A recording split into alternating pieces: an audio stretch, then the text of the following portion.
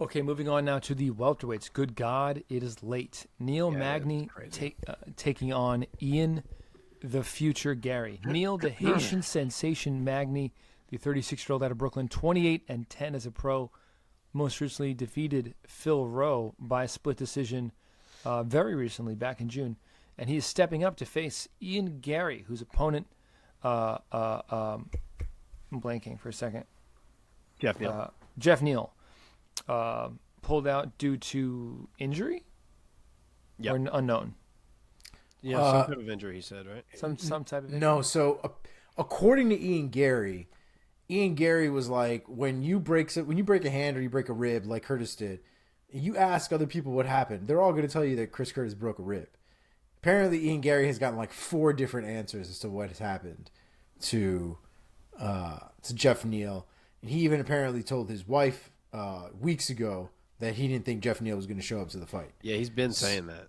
So it sounds like But we haven't heard the actual that would've answer been out such a good of fight. Neal's camp. nope.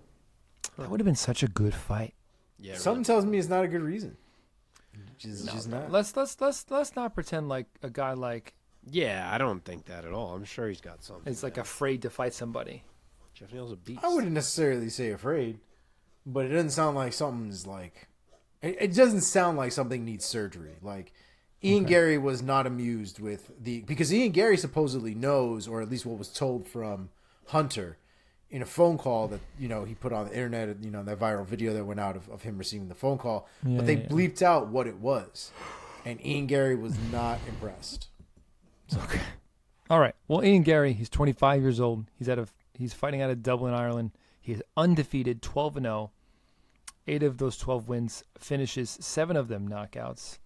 Most recently knocking out or TKOing D-Rod, Daniel Rodriguez, back in May. Mark, go first this time. I was trying to look on Twitter to see what I saw. I don't see anything. All right. Odds are wide. Ian Garry is starting to get his respect. He is minus 500. Neil Magny is plus 370. Wow, disrespect. Same height here, but 6 inches of reach for Neil Magny. So he'll be back to having his usual reach advantage that he missed in his last fight against Phil Rowe. And Magny's a great test. Obviously we've said this plenty of times. He really is a great gatekeeper to the welterweight top 10. He can strike. He can make it ugly. He can wrestle. He can tap you. He's a well-rounded guy that a lot of up-and-coming welterweights have not been able to figure out. But I think Ian Garry will do just that, and I think he is going to do it in style. I think Ian Garry's game is evolving another level up with each matchup as he has ascended up this welterweight division. I really feel like he's one of these guys that got to the UFC at the exact right time, and that his progression of opponent thus far has matched up perfectly with his own progression of skill. And I think we see another display from Ian Garry here. Plus, Magny taking this on short notice is not easy to prepare for a guy who moves the way Ian Garry does and sets traps the way that he does. So I think Garry shines. I think he freezes Neil Magny a couple times with a couple beautiful shots, and then I think he puts Neil Magny down to make a big statement. I am going to say it is a round 2 knockout for Ian Garry. I totally agree with just about everything you said in that take. Neil Magny is a nice matchup. Both of these guys probably are not used to fighting guys who are their exact height, and they're both listed at 6'3". So that could present interesting dynamics in this fight in both directions. That being said, I think it's more so for Magny because he could and maybe will rely on a bit more grappling or attempting to get the fight there. But I think he'll be like, this guy is a bit bigger than I'm used to going up against at 170. I think Ian Garry is going to resist the takedown.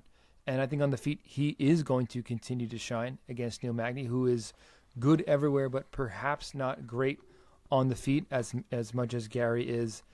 I'll say, I'll follow suit with Mark, and I'll say round 2 knockout or TKO for the future, Ian Garry. Omar, you're up, bud. Stay awake. I like Ian Garry here, man. Ian Garry is. It's very difficult, I think, for me right now to pick against Ian Garry. I love the personality. I love the style. I love the approach to the game. I love how technical he is in the octagon. And, Neil Magny is really good everywhere. I don't think he's great or I would even say elite in any one specific area. I'd probably argue that his jiu-jitsu is probably the best aspect of his game compared to everything else that he has, but I think everything is pretty solid. There's just nothing extra about it, right? It's almost like the fundamentals that they're at their sharpest to a certain extent. Ian Garry's got more tools in the box. He's just so good at using them, so good at knowing when to bring them out. His kicks come right underneath, right from the right past the elbow, right into the body. Like the way he snaps his kicks is really, really nice. I'm gonna go with Ian Garry here, man. And honestly, I think he can stop Neil Magny. I think he hits him to a body shot that just puts him down. I'm gonna go with a second round Ian Garry body kick, Wow. TKO. We all picked second round finish. That's interesting. Funny. Okay,